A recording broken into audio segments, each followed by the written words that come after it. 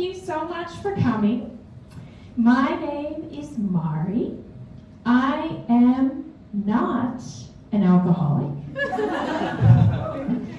I am a perfectionist. And sometimes I baffle everyone by accidentally using big words like discombobulated. And every time I do the 9-letter word puzzle, which is often, I can't close it until I actually correctly guess the 9-letter word, even if it's when I'm only opening it to make this slide. And I've also been known to edit the dictionary that drives the spell checker, especially when it gets my name wrong. So my name is Mari. You notice it has a silent letter. This has forced me to become what I call a relaxed perfectionist. You can call me Margie. I don't mind. Now, my dad gave me this name based on his Finnish ancestry, based on a story from Finland that he's told me all my life. So I looked up this story thinking, I bet I'll find a great joke. Instead, what I found is that my name actually shouldn't be Mari, it should be Marja, if it's to match the story. So, oops, we're going too fast. So all the people who have called me Margie all this time were actually onto something. And I'm wondering now, do I need to change my name? Okay, so I'm a marine scientist working for the federal government, and I study how coral reefs can be impacted by tropical cyclone waves. Sometimes they're totally smashed, like this. But a lot of times, a part of the same reef may be untouched. And I'll get into that in a minute, but first, I'm sure you've noticed something about my voice. Oops. Oh, I'm going the wrong way. Damn it. Okay, so not only am I a perfectionist who can't operate the clicker, but I'm also an American perfectionist. And on November 5th, it was a very bad day for me. Not only did we not dodge a bullet, we swallowed one willingly. I tried to console myself by eating an entire bag of M&Ms. It wasn't enough. And I have to admit, I actually went through and picked out every single red one and threw them in the bin.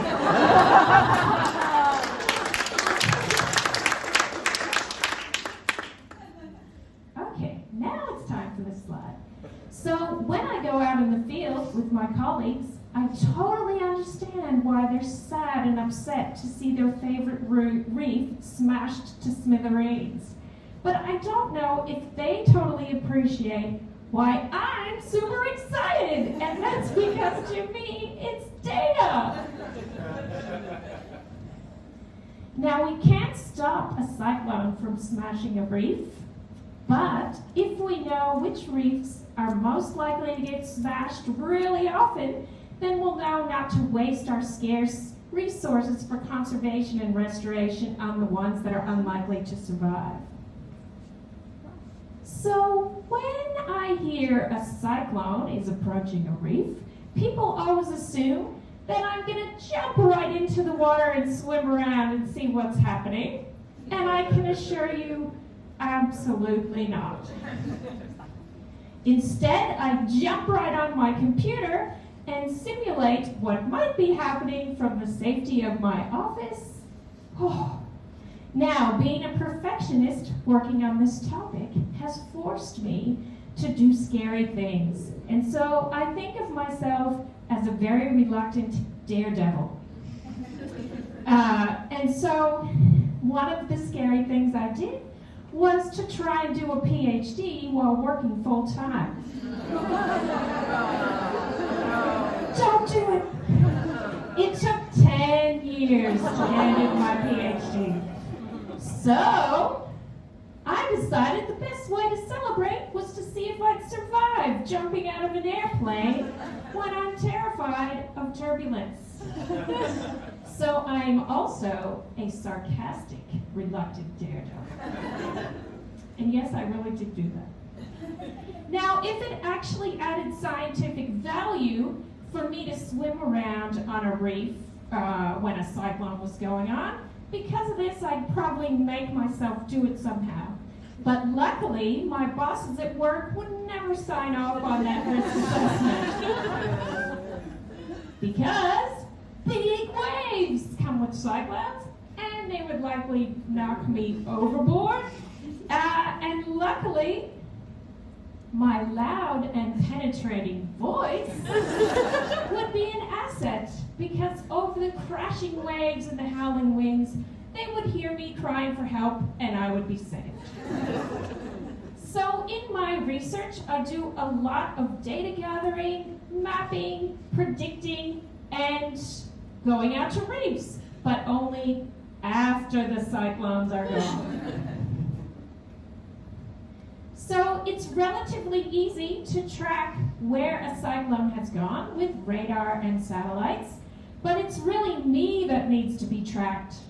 I used to teach at university for 10 years, and every time they would move my classes to a different lecture theater, I would get lost. And guess what I taught? Geography.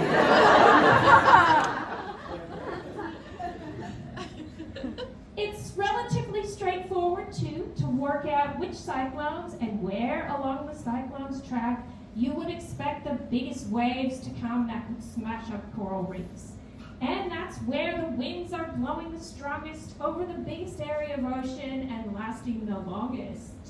And all this talk about nasty cyclones makes me wish I was a real daredevil, not just a reluctant one, like Helen Hunt, my sister, and my friend Rebecca in the U.S., who's a pilot who actually flies aircraft into hurricanes to deploy instruments.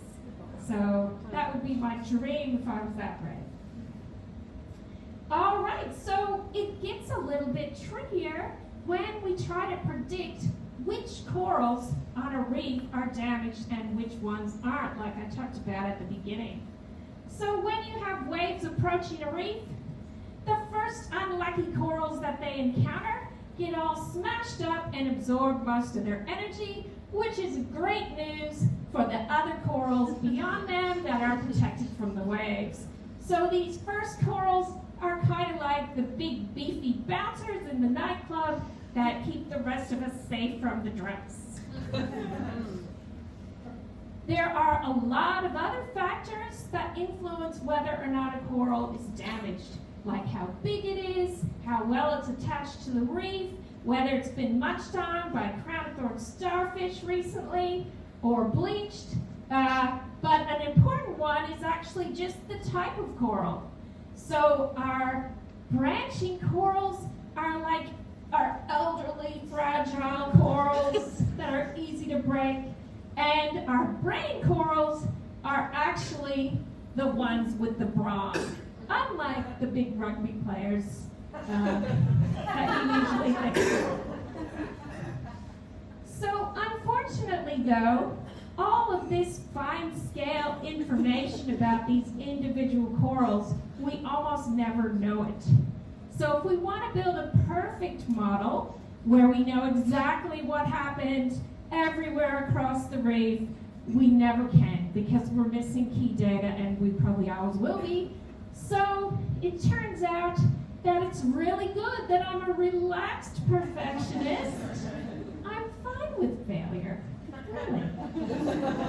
Now, they say that as a parent, you get the child you need to learn the lessons you need to learn in life. I think of my project as the project that keeps my Australian colleagues from hating me. I was raised in a culture that says, if you've done it, it ain't right. And this project keeps me humble and less annoying than I would otherwise. Now, all is not lost, because one thing I've learned, which is hard for a professor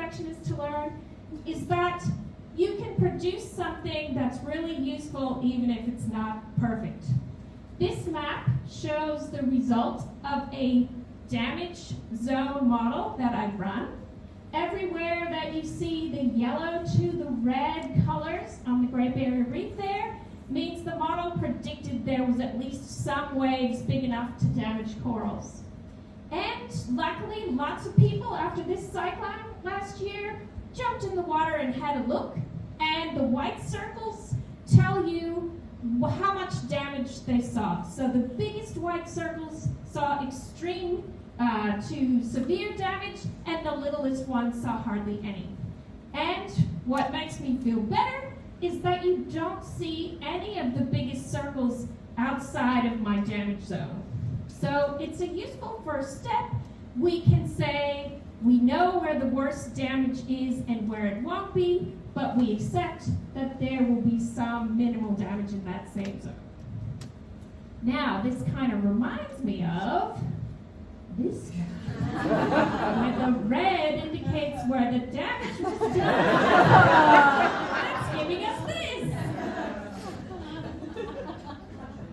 So we need to know where cyclones are damaging reefs, because it can take the reefs decades to centuries to recover.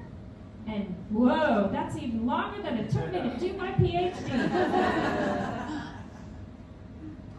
Now, what's going to happen in future? There's a lot of uncertainty, but we do know that cyclones are going to get stronger and drop more rain more quickly. But does that mean they're going to be more damaging to reefs? Well, actually, not necessarily, because there's going to be less cyclones overall. But the ones we do have are going to be really nasty.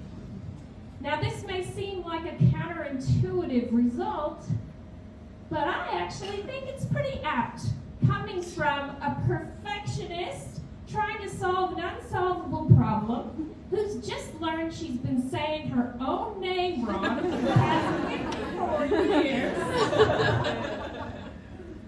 And I hope there's a role for Marja, a reluctant daredevil, to offer an imperfect but hopefully still useful way to prioritize our resources to conserve and restore coral reefs. Thank you.